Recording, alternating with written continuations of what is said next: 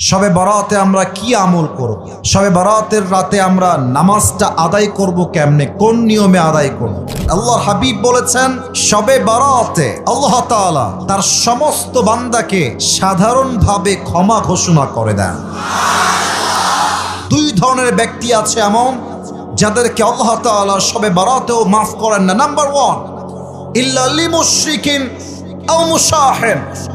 এক হচ্ছে সেই বান্দা যে আল্লাহর সঙ্গে শিরিক করে। 2 নাম্বার হলো সেই বান্দা যে বান্দা তার আত্মার ভেতরে অপর ভাইয়ের জন্য বিদ্বেষ পোষণ করে। অতএব আমাদের অন্তরে শিরিক থাকবে না, বিদ্বেষ থাকবে না। শবে বরাতে আমাদের সবাইকে ক্ষমা করবে একজন। আওয়াজ দিয়ে বলেন সবাই, তিনি কে? নাও দ্য মেইন ম্যাটার, মূল কথা, আমরা এই রাতে আমল করব আসলে কি কি? আমার কাছে আমল বলার জন্য there are a lot of deeds, অনেকগুলো আছে, বাট আমি আপনাকে জাস্ট 4টা বলবো। কম শোনেন, মাথায় রাখেন, কাজে দিবেন। কথা ঠিক আছে কিনা বলেন সবাই? 1 নাম্বার আমল, শবে বরাতে আপনারা সবচেয়ে বেশি আমল করবেন। 1 নাম্বার, সবাই পড়বেন জবান খুলে, বলেন সবাই আস্তাগফিরুল্লাহ। না, এটা কুষ্টিয়ার সাউন্ড না, হয় নাই। আমি কুষ্টিয়ার মানুষকে চিনি তো। কুষ্টিয়ার মানুষ যখন কথা বলে ওরা বিড়ালের বাচ্চার মতো না, সিংহের মতো গর্জন দিয়ে তারা কথা বলে। পড়েন সবাই জবান খুলে আস্তাগফিরুল্লাহ। যদি আপনি বেশি বেশি ইস্তেগফার পাঠ করেন, what will be your benefit? আপনার লাভ কি হবে? কোরআনে আল্লাহ তাআলা বলেছেন 24 নম্বর পারার 3 নম্বর পৃষ্ঠা, قل يا عبادي الذين أسرفوا على أنفسهم لا تقنطوا من رحمة الله إن الله يغفر الذنوب جميعا إنه هو الغفور الرحيم. الله أكبر.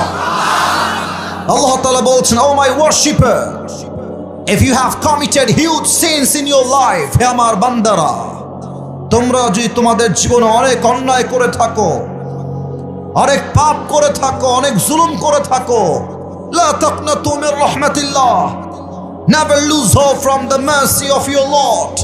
তোমরা তবে তোমাদের রবের রহমত থেকে নিরাশ হয়ে যেও না। Put your hand to your Lord. তোমার রবের দিকে তোমাদের হাত তোলো, ক্ষমা চাও। ইন্নাল্লাহা ইয়াগফিরু যুনুবা জামিআ। তুমি ক্ষমা চাওয়ার সাথে সাথেই আল্লাহ সুবহানাহু ওয়া তাআলা will forgive all the sins of your life. বান্দা ক্ষমা চাইতে দেরি হয়, আল্লাহর ক্ষমা করতে দেরি হয় না। 1 নাম্বার, সবাই পড়বেন বেশি বেশি ইস্তেগফার। একবার সবাই প্র্যাকটিস শুরু, আমার সঙ্গে ট্রাই করেন। সবাই পড়েন আস্তাগফিরুল্লাহ।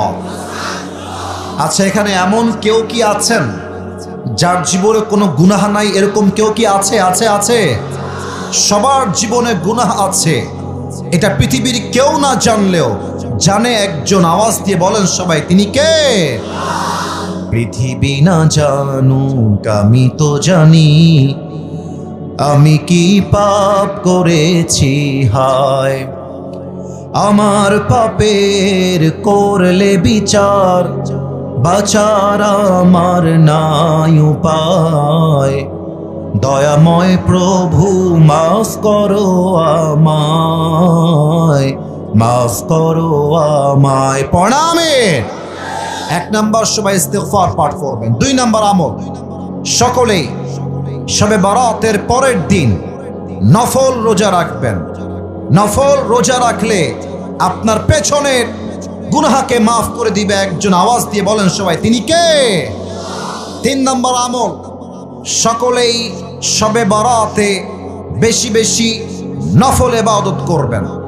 নফল ইবাদত হতে পারে জিকির। সবাই পড়েন সুবহানাল্লাহ। এত আস্তে না, বলেন সবাই সুবহানাল্লাহ। সকলেই পড়েন আলহামদুলিল্লাহ। সকলেই পড়েন লা ইলাহা ইল্লাল্লাহ। এবার বাঘের বাচ্চার মতো আওয়াজ দিয়ে তাকবীর দিয়ে পাঠ করেন আল্লাহু আকবার। এটা আপনি জিকির করতে পারেন বেশি বেশি, আফদলুল জিকির। অথবা আপনি চাইলে নফল নামাজ পড়তে পারেন তাহাজ্জুদের নিয়তে।